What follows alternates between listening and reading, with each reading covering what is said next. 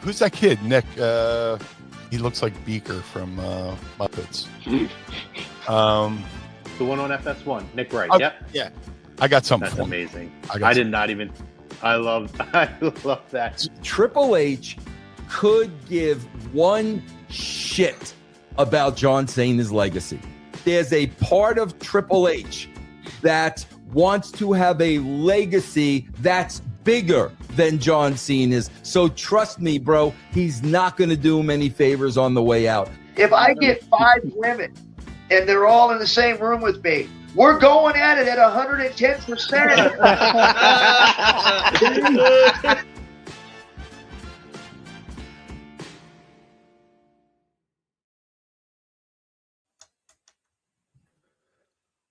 What's going on, everybody? It's Tuesday night here on A2D Radio. It means one thing, a little wrestling talk here on the Lazy Booking Podcast. I'm Chrome, joined as always by my co-host, my amigo, my pal, my buddy, Eric Archer. Arch, what's up, buddy? What's going on? That intro always puts me in a good mood. It's like no matter what's going on during the week, no matter how your day is, you watch that clip and it just brings you to some zen, to talk some wrestling, some kind of, escape. So I'm ready to escape a little bit with you. It's good to be here. Let's get into it. Yeah, man. And hey, especially we got Vince in there now. We got our good old buddy, our old pal, Vince Russo, who we did see featured in our opening topic. And listen, I know we're coming out of WrestleMania season, but we're going a little bit of a different direction with our primary opening topic tonight. Big week this week on Netflix, where they dropped finally the Hulk Hogan documentary, Hulk Hogan Real American. So we're going to talk about that. We're also going to talk about WWE annual post WrestleMania roster cuts. We saw those. Triple H gets an extension, as well as some of the highlights from Raw and Smackdown. So buckle in over this next hour. We're going to try to get as much in as we possibly can. And wherever you're at, Facebook, YouTube, X, Twitter, give us a like, give us a follow, give us a subscribe, both A2D Radio and search out Lazy Booking Podcast TV. Do so for both. And while you're at it, please, most importantly, join our conversation today. We want to get your thoughts on our opening topic, as well as all of our topics and anything you guys would like to hear us talk about. So we will get in on that. But we have to show a little love to our doctor, Dr. Paul Vidal at Specialized Physical Therapy, physical locations in Burlington and Cherry Hill, New Jersey. And you can find him on the web at that site right there, specializedphysicaltherapy.com. Any aches, pains, anything brand new, anything long-lasting, contact the doctor's award-winning team. They will schedule you. They'll take a look at you, and they will set you on course to get back to your physical peak at specializedphysicaltherapy.com. Our opening topic this week, Eric, it was a hell of a documentary, plus the reaction coming out of it. When you talk about, Bubba the Love Sponge and Brooke Hogan's reactions to this, we're going to get into that stuff. Hulk Hogan was more important to wrestling's growth than he was harmful to its reputation. Agree or disagree? So again, wherever you guys are at, Facebook, YouTube, X, Twitter, please participate in this. We want to know your thoughts on this opening, agree or disagree topic, as well as anything else we have on this show today. So Eric, I'm going to let you kick it off, buddy. We had the documentary, 4-part doc. I finished it very quickly. And wow. I'll hold off on my thing. I want you to give me your reactions to the documentary first. All right. Well, I too finished it pretty quickly.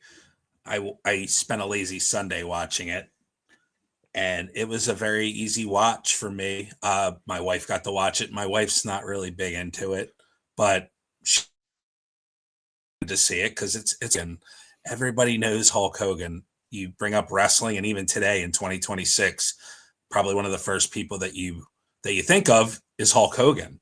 So I think just with that, he is just a pioneer. He's a legend. He take away everything that happened post career, and they go into it pretty in depth for a WWE type documentary. I think this was something that you had to bring up just because of the controversy over the last several years regarding him and some of the things that he got himself into and some of the things he said.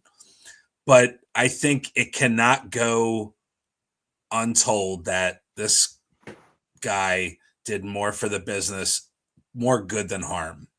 We wouldn't be doing this podcast without him. We wouldn't have all these wrestling companies without him.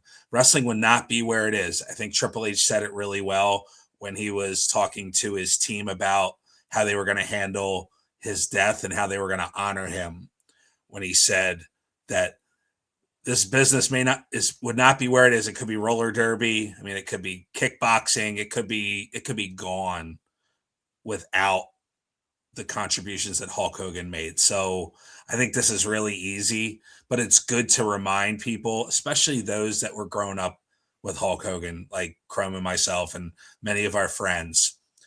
Hulk Hogan was who we looked up to as a child in one way or another. We were all Hulkamaniacs. And he was able to take that, and wrestling became mainstream. Wrestling became cool.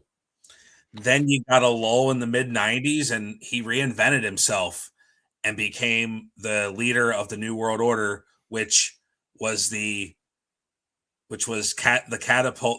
catalyst in the Monday Night Wars. I mean, and then even after that, coming home, he was able to revitalize Hulkamania. And from there, it came a point where he did everything he could for the business. And then unfortunately, and I have to say, fame, he talks about it, where fame became part of, he was addicted to the fame. He was addicted to being relevant. He was addicted to everything that came with the business, and he wanted to continue to feel that way. And I think, unfortunately, you see a lot of celebrities fall into that, where they want to continue to be relevant and they do things that they normally wouldn't have done. They fall into bad habits, and they fall into the drugs and the alcohol and the sex and the things, like the destructive things that come with that. His family was destroyed, and he brought a lot of that up too. But it's part of that.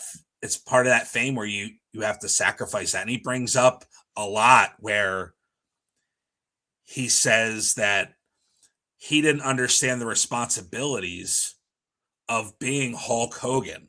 He was trying to continue to be Hulk Hogan, whereas he forgot who he was. He forgot he was Terry Bollea, a human being. And I really like that he was very vulnerable in talking about that.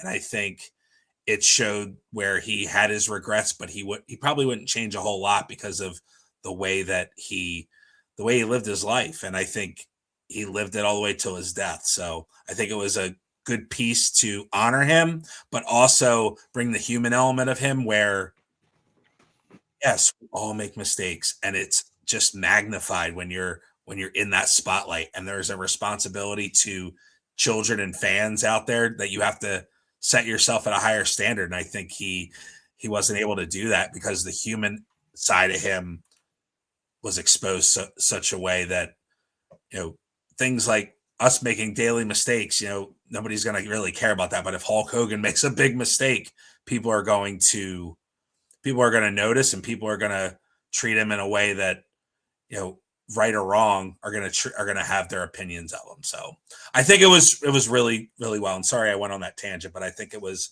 it goes to how much of an impact he had on my wrestling fandom. And I do appreciate what he did for me as far as that's concerned, and what he's done for the business. Yeah, shout out to Pove over here commenting in Flyers Talk A2D. Hopefully they close it out tomorrow, Pove. We'll see. But stick with those guys tonight. They'll be previewing Game 6 of the Flyers and Penguins tomorrow night. We got a Sixers game tonight too. So 10-9-8. Let's go. Let's try to stick in this against Boston. But yeah, no problem. Listen, I mean, when these topics come up, particularly in our age bracket, it's a passionate thing because Hulk was our hero. You did not necessarily answer the topic question though, so give me an answer. I agree. There we go. Okay. I figured Absolutely. From what you said, it was basically that. But absolutely. Yeah. the words agree didn't come out of your mouth. Yeah. I agree. Damn it. Yeah. Listen, the documentary, easy watch. Me and Christina watched it. My sister watched it. It's Christina's not the biggest wrestling fan. She watches because I watch it, right? So there are people she likes. She takes an interest. She's more interested in watching when certain people are on the television. But I think I've told the story before, but last year, or I'm sorry, almost 2 years ago now, it was within a year when he died, when he did the first Fanatics Fest at the Javits Center in New York. Me and Christina went. So she really hadn't been to anything like that other than like a local Brandon Graham meet and greet and like Fletcher Cox, right? So I took her up there. So we met Michael Vick and Hogan. And we waited in line for like they screwed up our first session. So we missed our first session. They let us come for the later session, but we had to stay there all day. So like we had fun, but it was a long day. And then we still had to take a train home. And listen, trooper. She's a trooper. She stuck it out with me. And she tried to put on the good face for it. You know what I mean? Anyway, I could see she's getting agitated. We got like a weird guy around us. So we finally get there. And we're going through and we're getting ready to walk up to the Hulkster. And we turn the corner. And like, she seems like she's over it at this point. And I'm telling you, the moment we turned that corner and she saw the Hulkster there and he said, "Oh, look at these two Hulkamaniacs. Oh, what's up, brother?" And blah, blah, blah. And then she walked up to him and he said, "Hello there, pretty lady. How are you?" And he gave her like a hug. Bro, it was like she had all the energy in the world, big smile on her face, great picture that we took with the Hulkster. And as we're walking back after we get, we say hello, we give him a hug before we leave. She says to me, babe, did you hear what he said? Did you hear what he said? He called me a pretty girl, pretty lady, pretty girl. I'm like, oh God, I gotta tell everybody the Hulkster was hitting on my what is now my fiance, girlfriend at the time. But again, this is somebody who's not even a wrestling fan, but everybody knows who Hulk Hogan is. Everybody knows who Hulk Hogan is. And I feel like there's a lot, like to the point that you said, in terms of the industry, we're not here talking about it on the scale that we are without Hulk Hogan. Steve Austin doesn't become Steve Austin. Dwayne Johnson may not have a career. And he said this, had it not been for the guys like Hulk Hogan who really paved the way before him. And, I hear people talk about, Bruno Sammartino and all these guys. They're Austin, Rock, I don't care who it is. Hulk Hogan should be on every Mount Rushmore ever. Because the industry would not exist. WrestleMania would not exist. All In for AEW would not exist. Had it not been for Hulk Hogan and, you can make an argument, Vince McMahon, too, for having the foresight to put the machine behind Hogan. But it still took Hogan and his execution of the character. And you see, there's sacrifices that come with that. We hear about Heath Ledger and the dark places he got to after having to play the Joker and being a method actor, right? You can make the argument in terms of wrestling, Hogan became like a method actor. He became the gimmick and lived the gimmick. And did the negativity come with that? Yes. Did the allure of an extravagant lifestyle and being, bigger than life get to him. Yeah, it did. But there is an aspect of Hulk Hogan.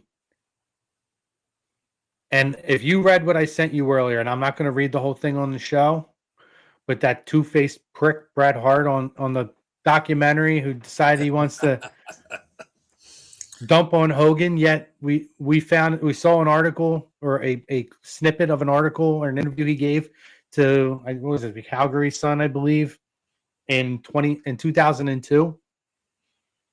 Talked about what the man was like, how he was with the fans, all the times he went out of his way, the times where he was running late for a flight, but still stopped for 45 minutes in an airport to sign every autograph. He just became, did he live the gimmick? Sure. Did he say things he shouldn't say? Yes, he did. Did he sometimes put his own interests ahead of some of his colleagues? Sure. But none of this is here without Hulk Hogan. So in terms of, was he more important to wrestling's growth than he was harmful to its reputation? Absolutely. It's mainstream now. And he is the figurehead that made it mainstream. If he was harmful to the reputation, business wouldn't be where it is today. It wouldn't be. So yes, 100% agree to this. I'll say it was evident the people that you saw who contributed to the documentary, Jake Roberts, Ted DiBiase, Sergeant Slaughter, they all had Bret Hart. They all had Jesse Ventura. You can go down the list. But the common theme was that Hogan was the straw that stirred the drink. He was the golden goose.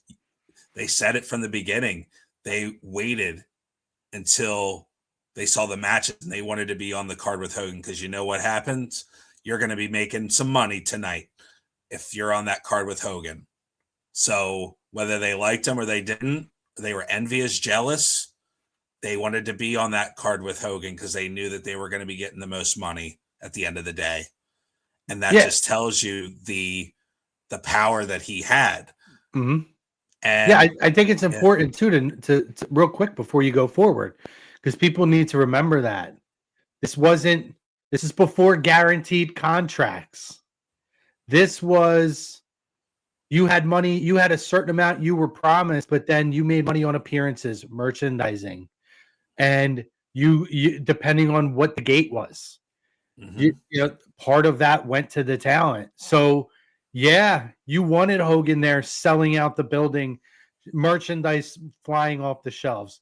That's why in that time they wanted to be on the cards with Hogan, because you knew you were getting a higher payday because the house was going to be packed. Yep. If he wasn't on the card, you're not making anywhere near as much, because they used to run. They'd have an A show, which is what would be with Hogan, and then they'd run a B town in nearby, and then they'd sometimes run a C town just to get some more traction within the area. But they wanted to be on that A show because they knew who was at the top of the card, and they knew that they were drawing. Both disagree on Hulk. Not the biggest fan because of who he was out of the ring, but his influence on. Agreed. Yeah, I mean. And I think that the documentary did justice to that part of his life, and I give Hulk credit for opening himself up to a lot of that. I mean, he said it himself, like he was not in a good place in certain points, and it was kind of he got into detail about, you know, the drug, the fentanyl, and, you know, I think there was one point where he said he had put a gun in his mouth and things like that. Like that's the kind of stuff that, you know, you're not proud of course. You know, there's people that, especially that can't handle fame and can't handle the fall from grace at times. So, you know, for him to open up to that was very telling. And I'm, you know, thankful that he was able to, you know, share that before he passed. But it's a sad situation. You know, his family was just never the same. And he even said that, like, being away. And you see that with the sacrifices, especially then, where they were on the road 300 days a year, missing birthdays, missing graduations, dance recitals, baseball games. You're missing that stuff because you're trying to put food on the table for your family. So the sacrifice you make, but also the sacrifice that you're making for people that you don't even know, the fans, the Hulkamaniacs that clamored to see this man and wanted to be a part of it. So they unfortunately they had to share their dad with all of us. Yeah, I agree. Listen, I think it's important too, you know, when you're looking at the portrayal of this, right? I would say that I'm a little annoyed with Brooke. And so if anybody hasn't seen any of this, obviously since the Hulkster passed away, Brooke has reconnected with Bubba the Love Sponge, who used to be one of Hulk's best friends. He's also the one that arguably may have betrayed him in terms of leaking the sex video that went on Gawker. Almost essentially setting Hulkster up to sleep with his ex-wife and then leaking the video. It's all hearsay. I know Hulkster had his feelings on certain things with that. That being said, Brooke decides she wants to come out of the woodwork when it's convenient for Brooke, and it irks me. And I'm not saying that her relationship with Hulk was great. I'm sure it didn't feel good when he had whatever the relationship he had with whatever that woman's name was. I forget. The one who worked with, who was her mentor / friend. Oh yeah, I know who you're talking about. I forget her name. The one he had the affair with, essentially, right? Yeah. On with Linda. On Linda. Mm-hmm. So she's on Bubba's show again. Hogan dies. Let's get her out in the spotlight and let's capitalize on this. She has a chance to participate in the documentary and she declines.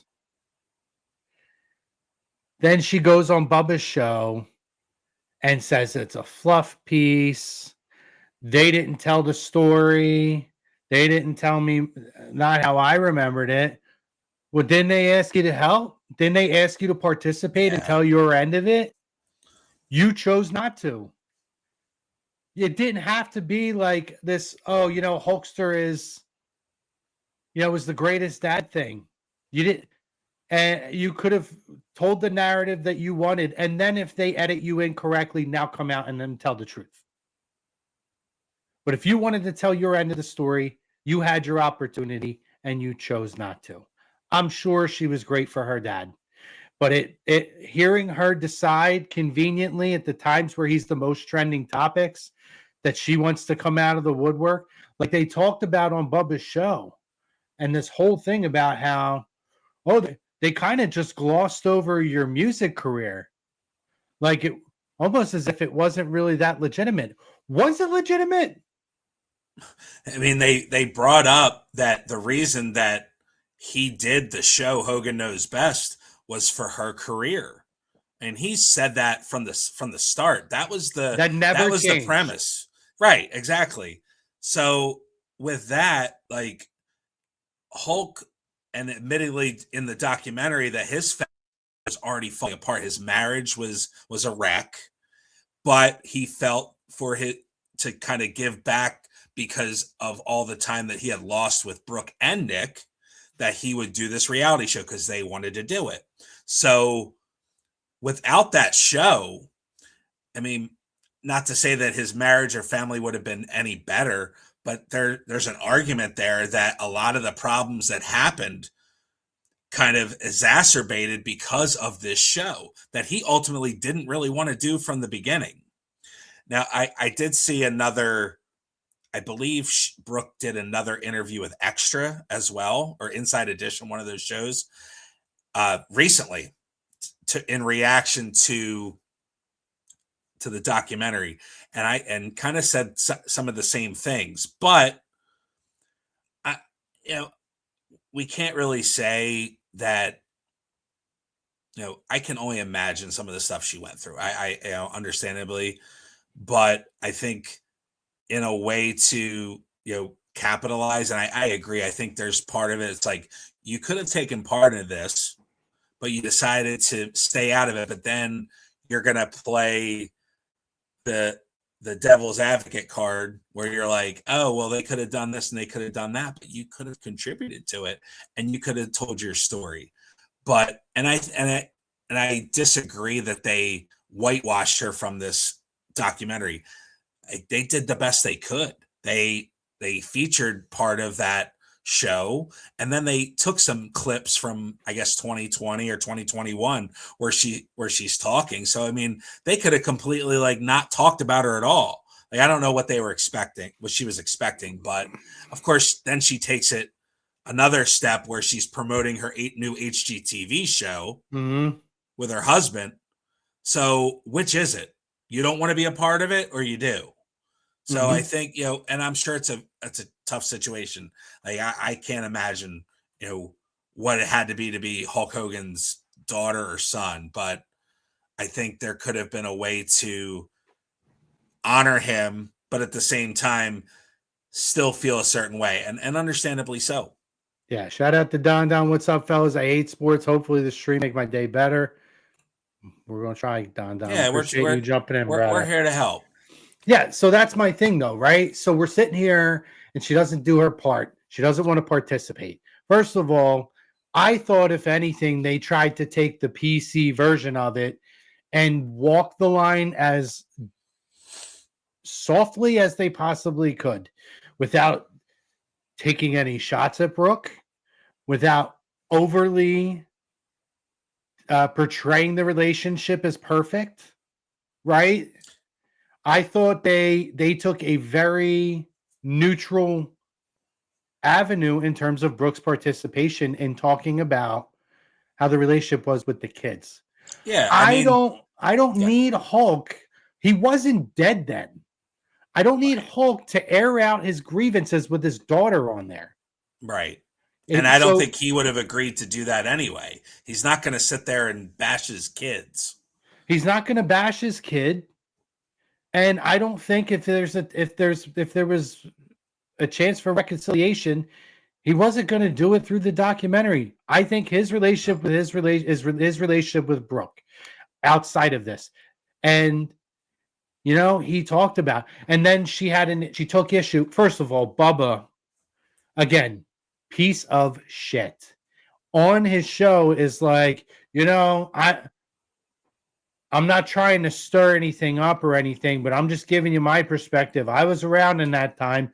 You were his favorite kid, implying too, and maybe he did say that, but the man is dead, and you're sitting there in a very uncomfortable situation with very emotional people right now, and you're saying, well, Nick, he really didn't even like you as much as your sister. What is the need for that? No, it's kind of unnecessary. Now, I know I will say this about Bubba. I'm not a fan of his either, but he was kind of the one that was driving that story about Hulk not doing well, and everybody's like, no, not that's not true. Like Eric Bischoff wasn't saying anything, who's supposedly his closest buddy. And it's kind of portrayed like that in the documentary, where he can only talk to me and a few other people on the inside. But Bubba was kind of the one that was saying this stuff, and then it winds up happening. He passes away. And I know Brooke was on during that time, and she brought up the fact that she's not in the will and things like that, and her relationship with his wife Sky was kind of strained, and where she felt like she was looked upon a certain way, and it's kind of all that stuff, but it should have stopped there. And it's kind of Bubba continues to bring, and I know you're talking about the documentary and all that stuff. That's great, but now you're opening up wounds that don't need to be happening. You're just trying to get ratings on your TV show. It's unnecessary. Well, So, I mean, like with Nick, right? Like this is a kid who, I he's agree been with. through stuff. Listen, I agree with what they said. They set him up to look like an immature, entitled brat, right? And that's what they wanted from him. He gave it to them. But again, what comes with all of that is, a sense of entitlement that never leaves, even when those cameras left, right? Yep. Nepotism. And he's made a lot of poor decisions in his life. And I think he'd be the first person to tell you that. Yep. But he's come out the other end. And so they said they took issue with Hulk saying in the documentary, well, you're the one who's been by me the whole time is Nick, who I took that as maybe not physically there. Let me take my relationship with one of my best friends, Rich, as an example. We grew up since we were 6 years old, and we have been best friends. He moved to California for almost 20 years. He came back here 3 or 4 years ago. In that 20-year time, even though he was not physically here, does not mean he was not always there for me. And what I took that remark as is the one person who always stood by my side, still saw me as a hero, saw past everything, and still stuck it out in the trenches is Nick. And I believe that. I think Nick always, till the day he died, looked at his dad as a superhero. Oh, yeah. And short of murdering somebody, Nick would have always been there by his father's side through anything and everything, because his father did that for him. Yep. When Linda and Brooke and all were letting him go through bullshit, Hogan was there for him. And Linda, at times, like obviously we know what happened there. She abandoned and jumped ship. Like they separated, but like that was very contentious. The stuff with Brooke, the one thing he always had was Nick. And that's how I took that that comment. Yep. And Bubba took it as a totally different thing, and Brooke spun it into a totally different thing. And I think it's bullshit. And I'll be honest, her music career wasn't even a career. It sucked. And she had nepotism in the pro wrestling industry and got a spot because she was Hogan's daughter. Everything she has is due to her father. And I have no problem in saying it. Wasn't a perfect dad, but she would be nothing without him. She would be common like me and you and everybody else. I don't care how controversial that could be. It's a fact. I agree. You don't have to love everything your father did. I don't love everything my dad does. My dad can be very questionable with some of the decisions that he makes, especially at his age now. But I stand by him. I love him. And what he has given me, I'm grateful for. I recognize it. To me, this is all just an entitlement. And I didn't even realize, Eric, she has an HGTV show coming out. So that makes me even more annoyed, and I don't want to hear from her. Because everything in her life she has is off the back of her father at a time where she can capitalize the most. So shut up, Brooke. I don't care about... He was wrong. If he wasn't seeing your kids and stuff, and he chose, and he was wrong. We also don't know how open the door was by you. Right. But I'm gonna take your word for it that he wasn't the best grandfather. But the man is dead now. We know the deal, and you guys want to keep pulling skeletons out? Shut your mouth. Go ahead. Oh, it's they showed that on the documentary. I think they played it. Where is everybody? Yeah, Hogan knows best. Yeah, I think you summed it up well, I think.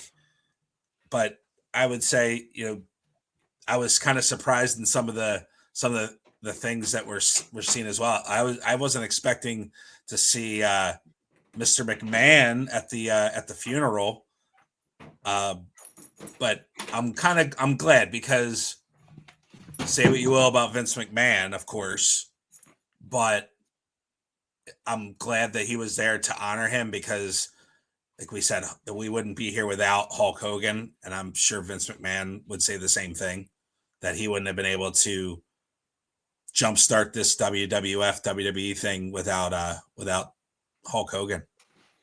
Absolutely. But yeah, listen, we're on this topic, I think, way longer than we expected to be.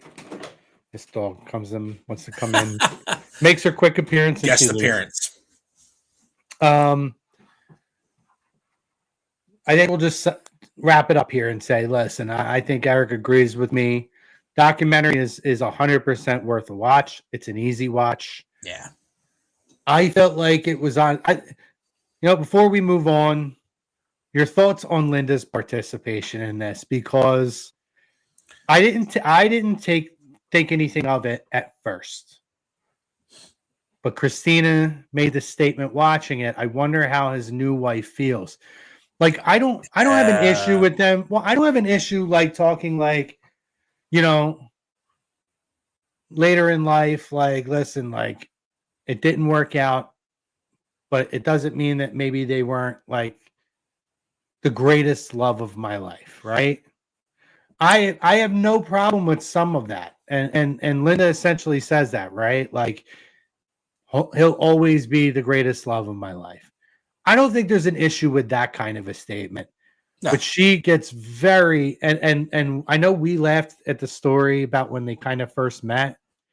She's like, "Oh, I get to F a giant." Yeah. Like, what's the word? You know what? Why not? I get to F a giant. You guys will see that story when you watch it, if you haven't.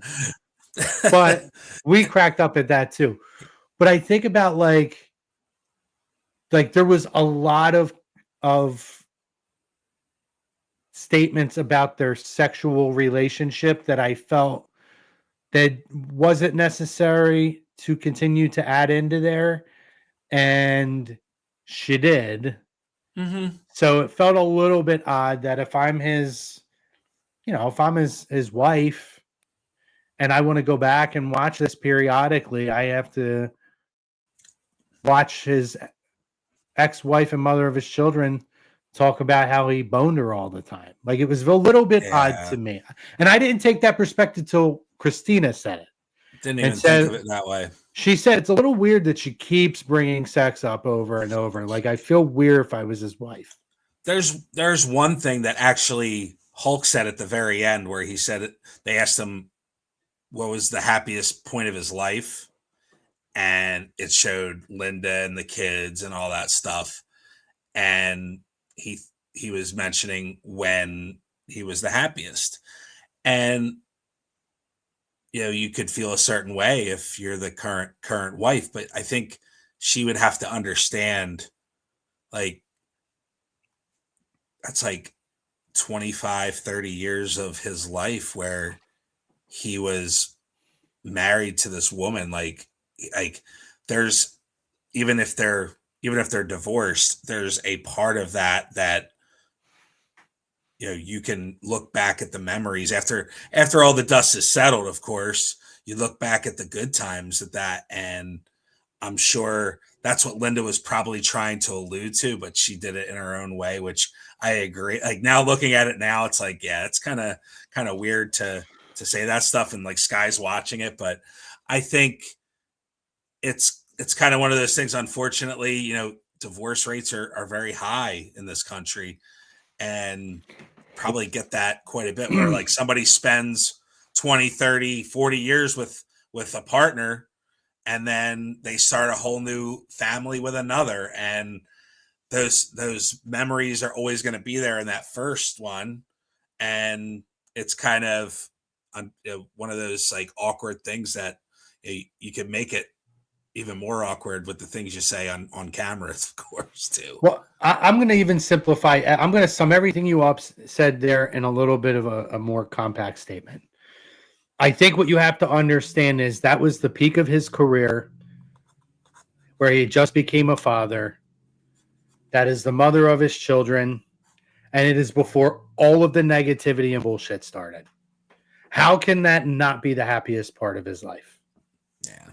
Professionally and personally, right?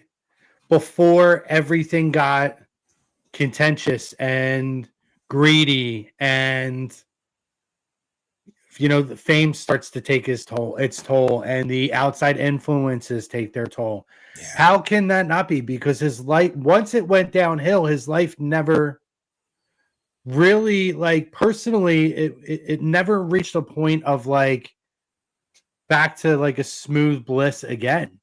No. It was one thing after the other. It was, the marriage declines, Gawker, the OJ Simpson comments, the statements in the sex tape, getting out of WWE, getting put back in, getting booed at his last appearance. Like it just never hit that level again. So no. I think, to your point, if I'm going to tie all that into a small bow, it's that simple. When was your happiest point? When my fame was at its peak, when my family was still its purest. That's the way I took it. Yeah. Don had commented this in earlier. Cherish your parents before it's too late. Yeah, man. That's right. Yeah, you're right. Let's move on to our next topic, Eric. We obviously went way longer here, so we're going to push through the next 17 minutes and get as much as we possibly can. It was worth it. Oh, 100%. Listen, if things got to be removed, Raw and SmackDown, they were okay shows. Yeah. To me, it wasn't any. That's why we said let's lead with the Hogan doc instead. Yeah. We had post WrestleMania WWE cuts. Some of the notable names: we had Kairi Sane, Aleister Black, Zelina Vega, Motor City Machine Guns. Who am I missing here? NXT talent. You had Apollo Crews. You had. Was Apollo cut? Yeah. I missed that. Yeah, Apollo Crews. I have to pull it up. Oh, the Wyatts. Why? Oh, duh. How could I miss that? The entire. It's what you got me for. 100%. I'm just trying to go back to our chat to see if I have the whole list here. Yeah. But quick reactions while I confirm the rest of the list. Yeah, well, every year around this time, it's kind of been a unfortunate tradition where after WrestleMania there has to be some unfortunate, decisions that are made. This year, I mean, yeah, there's some surprises, of course. I think the biggest one probably is Aleister Black, just because he just came back within the last 8 months, and he was directly in story. And he's not the only one, but I think that one really surprised me big time. It rumored that he is actually supposed to be the one that was in McAfee's spot, telling Randy about his voices and bringing him back. So with that, I think it may be just a matter of, we don't know what we're going to do with these guys. We need to make a decision, but you never want to see people lose their jobs, of course. And I've been hearing people blaming TKO for this stuff. Like, you really think Ari Emanuel's making these decisions? He's telling them they need to get to a number. Yeah, I'm sure. But Hunter's the one making these decisions at the end of the day. But it's unfortunate. And I Kairi Sane, it's reported she wanted to go back home. And that's what happened the last time when she was released. She wanted to go back home with her husband. And more power to her. You want to go home? We can respect that, of course. And I think it kind of takes away from some of the blame of Triple H, but I don't. But let's remember, guys, too, home is Japan. So, when she's here, she's working, she's away. Yeah. In a whole other part of the world, Yeah. So absolutely. I get it. Yeah. I would say, and I know we're going to talk about the NXT call-ups, but... Oh, a couple others we missed. Alba Fire, Zoe Stark. There you go. Yeah. There was another one I missed. Thank you. So. Yeah, Zoe Stark recovering from an injury and gets released. It's hard. Santos Escobar.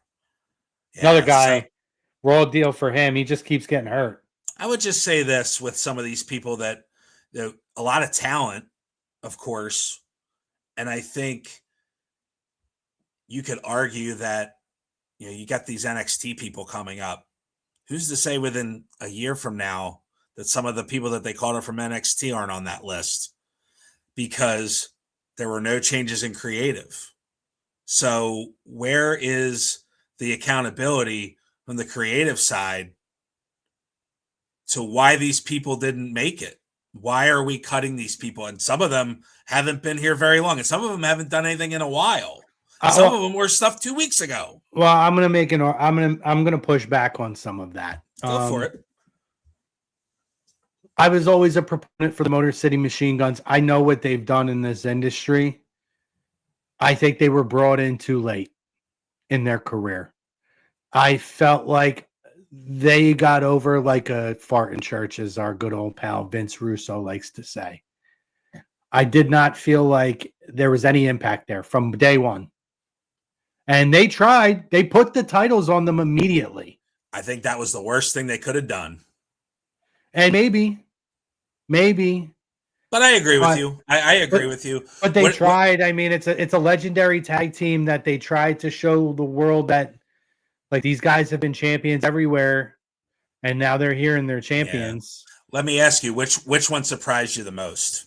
I mean, it's got to be Aleister Black. Yeah. And Zelina. I mean, Kyrie, but if there's truth to the report that she wanted to go home, similar to last time, then that takes the shock away from it. Then you're utilizing her on a weekly basis, but you're not utilizing her as a main player. She's like a kind of, she's a supporting role. Mm-hmm. I would like to have seen them finish that storyline with her included, but we're not getting that, right? So it is what it is. That's fine. She could go if that's what she wants. I would love her to stay, but she's not. And maybe she'll be back. And you never know. Maybe she goes home for a little bit and then she gets the itch and comes back and they take her on. I don't know. I'm surprised the entire Wyatt Six was let go because I don't know that there was so much potential there. And I would say a couple things with the Wyatt Six. And I think from the beginning that it was always going to be a special attraction for them. Like, I think they started out really well. Remember that scene with the blood in the back and they tore everybody up and you see Chad Gable busted open. And it was amazing. But then it kind of didn't go anywhere after that. And I know Bo got hurt and I think that kind of put a wrench in things, but I think they were not set up for success. And I think once you put the tag titles on them, I think that helped a little bit as well. But then you only have one other faction to feud with. You had the MFTs. And once that ran its course, then what's next? But I agree with you. I think you could have kept Bo. Even if it's like a backstage role or like a transitional role at some point, but could have kept Bo. I think you could have kept Joe Gacy. Yeah. Rue, a friend of ours is very high. So he's buddies with he's friends with Gacy's brother. So Joe Gacy, you don't know, is a South Jersey native. Yeah. So I would imagine there's going to be interest if anybody, Gacy probably for maybe an AEW run or something like that. But I just think he had so much potential. Yeah, he has a good promo too. If you looked at what he did in NXT, he was incredible. Yeah, he really was too. He's 39, so I mean he's not young, but he's not old either. 39 he's got time. Yeah, exactly. Very young in wrestling. Exactly. So he'll land on his feet. Maybe he's a guy that could end up coming back. But I did feel like that was unnecessary. The Aleister Black thing is bewildering to me. He was going to be in your main event before Ari Emanuel made you change everything up. and or whoever made you change it up, ESPN, whatever it is. You thought that highly of him. Yeah. It's interesting, though, who they kept over some of these people. Like, you still got Tozawa and Otis on the roster that they they barely use. They still have American Made. They still have Ivy Nile. They still have there's people on this roster that they hadn't been using. They decided to keep over people that they've been using pretty frequently.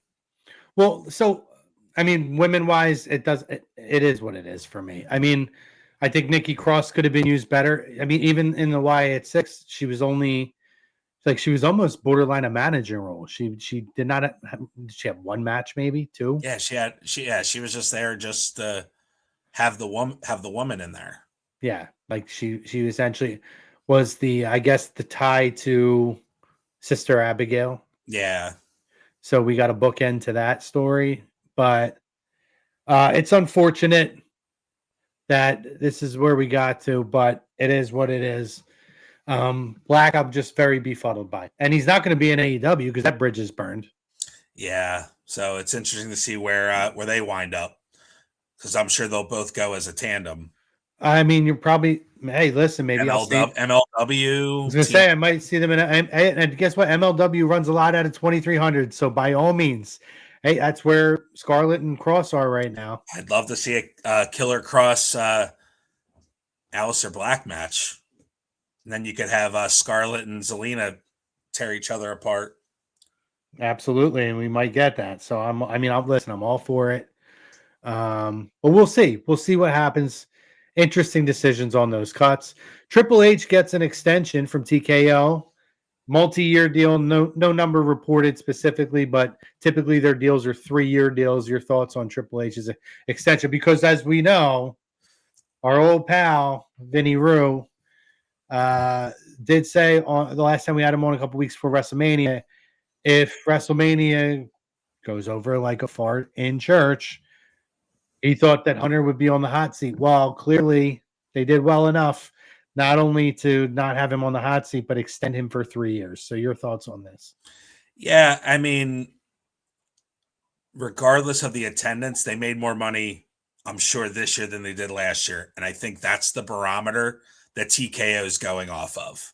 So as long as that money continues to flow in for TKO to pay for their ventures, I know we talked about that offline, where WWE is the one that's making the money in TKO. That's funding, they're paying for UFC's debt and all these other ventures that they have. So the fact that they're continuing to make money despite questionable booking decisions, I don't see there to be any reason to get rid of Triple H yet.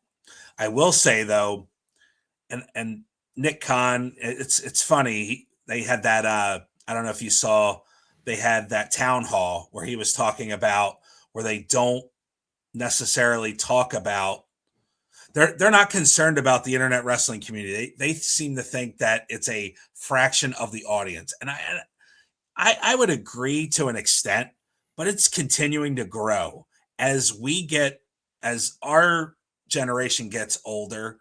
You have this younger generation that's all they're doing. They're consuming content, they're making content, and I think it'd be a big mistake if they don't listen to this audience. And I think they do. I think I think he's full of it when he's saying we don't listen to him, because why would you make the decision to put Pat McAfee in and Jelly Roll if you weren't concerned about what was going on? Because everybody was crapping on WrestleMania. So with that being said, you're definitely listening to the internet wrestling community. But with that being said, I would just say the moment that they start losing money and losing gates is the moment that Triple H will have an issue, because that until then, everything's fine. And like I said at the beginning, Ari Emanuel could care less. He probably doesn't even know what's going on and could care less what's going on with WWE. He doesn't know what's going on with Roman Reigns and Jacob Fatu. He could. Why would he care? That money's coming in. So until that's not happening, he's happy as a clam. Listen, they're robbing Peter to pay Paul. At the end of the day, I think Hunter takes a lot more flack for things that aren't at it in his control. I think he just is the guy who is the figure of everything, right? So, I look at a lot of the situation and I think to myself, Like we were talking about the cuts and the decisions made on that. They're given a number. And this is all because WWE will continue to make money. I want to be very matter of fact on that, guys. WWE makes money over and over and over. TKO takes a portion of that money to cover the losses of their other business ventures. But take it this way, just because you hear TKO might be losing money on something or on overall does not mean the WWE portion of them is, because I'm telling you they aren't. And what's unfortunate is because like it's weird because we're like, why are they having these cuts? But then on the other side of our mouths, we talk about how they have so much talent that doesn't get used. So how do we want it? Do we want quantity or quality? I want quality. And I understand that this time of year, we are going to see this. It's now become a part of it. It's unfortunately what it is. It's like the trade deadline. Yeah. I'm sorry. It's a part of everything. Yeah. So We're seeing why. Well, I'm sorry. We're seeing why they brought up all this NXT talent. You have to get you have to make releases. You have the NFL. The Philadelphia Eagles reportedly will be trading AJ Brown for a first round pick in 2028. And why is that? Because they have young talent who's getting ready to get paid that is going to be a part of the future. And although AJ Brown is an excellent contributor now, we would like to have money to pay these guys. On top of that, the guy's a little bit of a headache, which happens with talent. And then on the other side of it, in 2028, much like the NXT talent, you need to have more cost-efficient talent that can come in and make an impact for a lot less money. Yeah. And it's literally what's happening with AJ Brown right now. AJ Brown is WWE or the talent in WWE's roster. And the talent that is going to be drafted is NXT's talent coming up. This is the cycle of everything. On top of it, right, this whole thing that we heard for years about how AEW was a younger roster and WWE didn't have much talent under 30 years old. Well, that's a different ball game now. And why is it? Because when talent's not utilized and they're not getting lightning in a bottle, and then they have to make this decision at this point. But you know where they're pumping them out of? NXT. They are pumping them out of NXT. So we want Trick to be over, and Oba, and Joe Hendry, and Javon Evans, and Ethan Page, and Sol Ruka, and the list goes on and on. Ricky Saints, JC Jane. Where's all this talent going to go if we're not making space for them? Right. You're just adding more and taking away more from people, so you have to make room. And I hate it. But this isn't like a death wish as it was before, guys. It's not the end of your career. WWE is no longer a monopoly. They're the biggest dog in the yard, but they're not a monopoly. So the time comes where if you leave, I mean, Cross and Scarlett are doing great on the indies, making money. Look at Shotzi. Look at Matt Cardona before he came back. What he was doing. Look at Cody Rhodes. Cody Rhodes is the prime example. Drew McIntyre. These guys left and they became bigger stars and they came back and got paid. So it can be happening. Yeah, I don't know who would take over. I'll be honest. I don't know. It's very, very hard to say. It would probably be somebody who has no business in that role, if I'm being candid with you. Prism. Yes, Ricky Saints, but he's actually debuting on Smackdown next week. It was Smackdown, right? Or Raw? Yeah. Smackdown. Yep. This week. So he'll be on the Yes. SmackDown Friday. Where are we at? Oh, 5 seconds. All right. We'll take 5 minutes. We're going to run a slight over. I want to get to the Sixers game.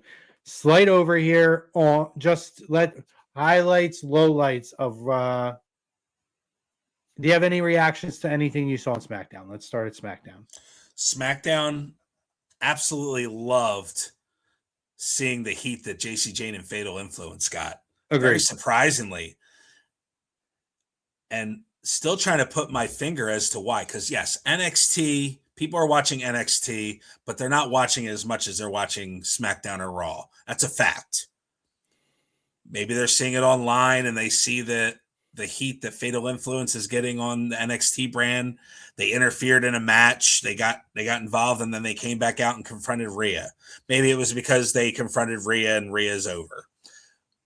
Either way, I think they got off to a great start. And if that's what we're going to get, I mean, you could compare JC Jane and Fatal Influence's heat to Dom. You really can. And I think if that's what we're going to get, the sky's the limit for them. I was really happy to see that, surprisingly, and I think they're going to fit in well. And I think SmackDown is going to go back to 2 hours very soon, so there's going to be less time for this talent, so they're going to have to really make an impact right away, and I think they did. Yeah, listen, I agree. I think overall for the NXT talent and call-ups, Ethan Page, JC Jane, Joe Hendry, Ricky Starks, or Ricky Saints. We'll go by his WWE. Blake Monroe, she'll be on SmackDown also. Blake Monroe will be on SmackDown. We haven't seen her yet, but her and Ricky haven't seen. But who has showed up? So Ruka is going to be on Raw. I think it's important, guys, to notate too at this point. Sometimes it's been hit and miss. Do they get a reaction or don't they? I'll tell you what, everyone that showed up so far has made an impact. And when you talk about JC Jane, very smart to have her go in there and immediately create that visual against Abella, against Paige, Bailey, Lyra, established talent. And then to bring them back out, it shows they are the real deal. Yep. We're putting them on the screen with the top talent, the kind of the upper echelon of our talent here. I think is really smart. Definitely. And having like Joe Hendry comes up. Now everybody knows who Joe Hendry is. Have him do that concert and go right in at, of all people, Logan Paul. Like the war of word. Oh, it was so good.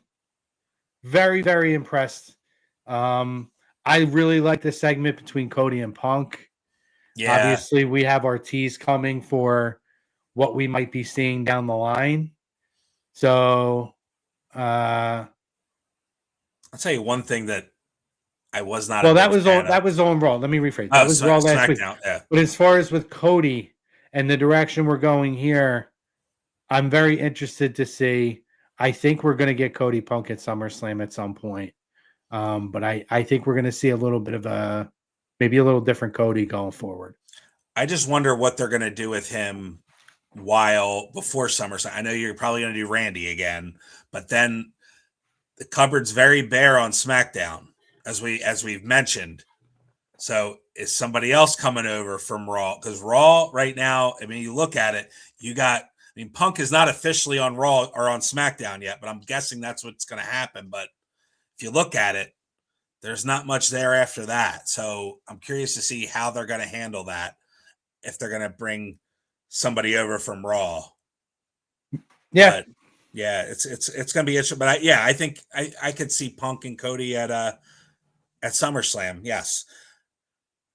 Quick thoughts on my quick reactions to Raw last night. Decent show. Really enjoyed again the segment between Jacob. I like the opening with the cinematic opening with the Bloodline having discussions regarding the Usos and Jacob's unpredictability and him coming in, and then obviously the conclusion of the show with Jacob getting physical with Roman. I enjoyed that part of it as well. Almost like they're setting him up though at this point to be a heel. That's Interesting choice. That's the only thing that I'm kind of perturbed about with that whole segment. Who am I supposed to cheer for? Because on one hand, Jacob Fatu's talking about, I need this title. I need to feed my family. I need to do this for. I've gone through so much, and I battled, and I got my way here. Like, I want to cheer for that because it's a underdog story, and he's made his way there the right way. But then on the other hand, you're going against Roman Reigns, who everybody's going to cheer for. So who are you telling me to cheer for in this story? You tell me to cheer for Jacob, or are you trying to get me to cheer for Roman? So it's kind of like, I'm just kind of confused as to where this is going. Agreed. You didn't, I think something else we missed real quick from SmackDown. You new women's United States champion. I think we needed that. And I think Julia needs to part ways with Kiana and go with Asuka. I think that's the move. If I would just say, of course, I'm a week off with Io Sky. We talked about that. So great match with Becky, by the way. And I thought she was winning the IC title. I was like, I was right. Just a week off, but it was still a good match. And I like how they set up Io and Asuka. We knew we were getting that anyway. So really good match. What'd you think of Oba and the Oba Open Challenge? I'm interested to hear your thoughts on that real quick. I love it. This is gonna buy some time. And the whole thing is, Roman said to him, you got to prove yourself, right? Show me that you can handle this. So there's no title on the line. This is just, I am this bad of a dude that week in and week out, whoever shows up, I'm sending them back. I love it. I think it's a great idea. And particularly because they just got rid of the US Open Challenge. Yeah.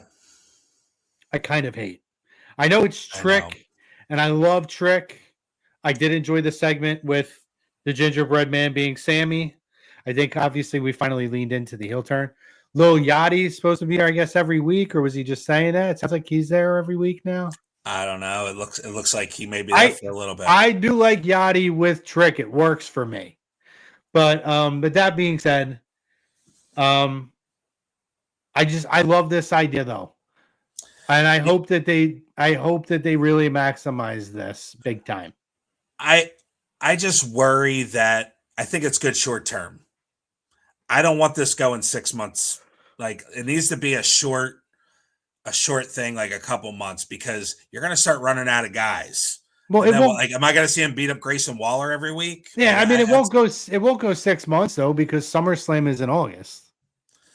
I just don't know what the upside is. I know he's trying to prove himself, but I'm going to prove myself against Grayson Waller, and who else am I going to beat up on the roster? El Grande Americana. Like, I just don't know who you continue to, unless you bring in like local jobbers and you just have them like 3-on-1 and just beat the snot out of them.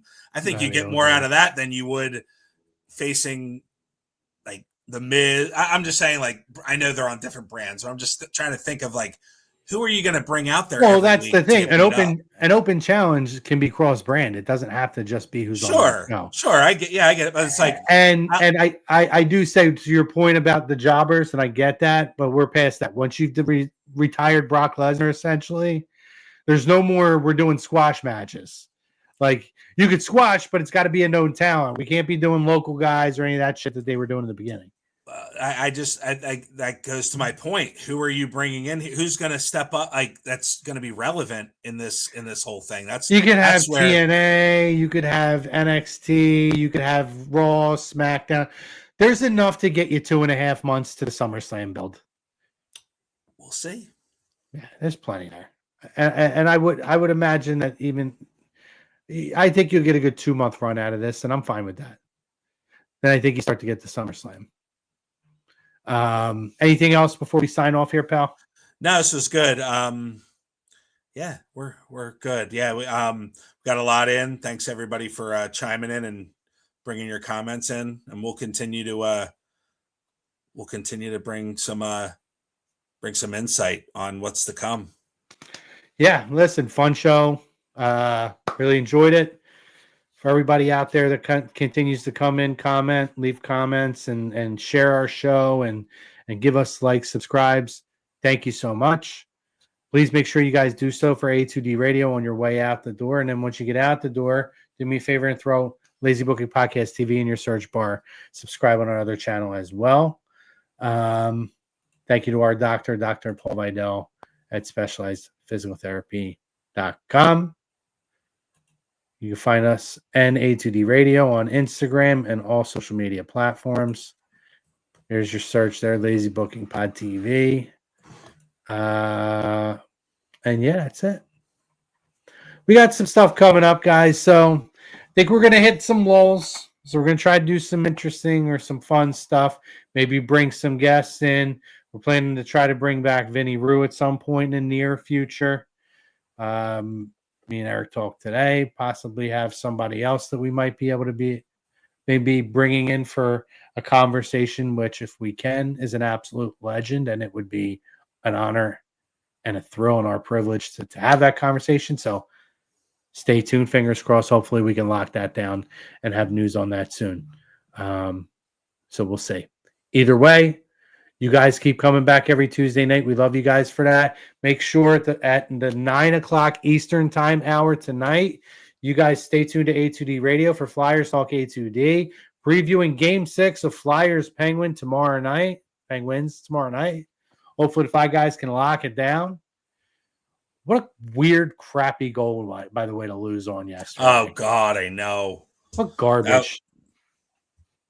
I call shenanigans. But yeah, the wife and I will be there tomorrow night, so hopefully they win because those tickets weren't cheap. Let's go Flyers. Yeah, hey. That's good. Get a win for us. Obviously, happy belated birthday to your wife, even though I did actually tell her that. But for everybody here at A2D Radio, happy belated birthday to your wife. And that's it, guys. Yeah, make sure you guys stay tuned to us. For myself, for Eric, everybody here at A2D Radio, we love you guys. Appreciate you guys. Tell someone you love them. 10-9-8. Go Sixers.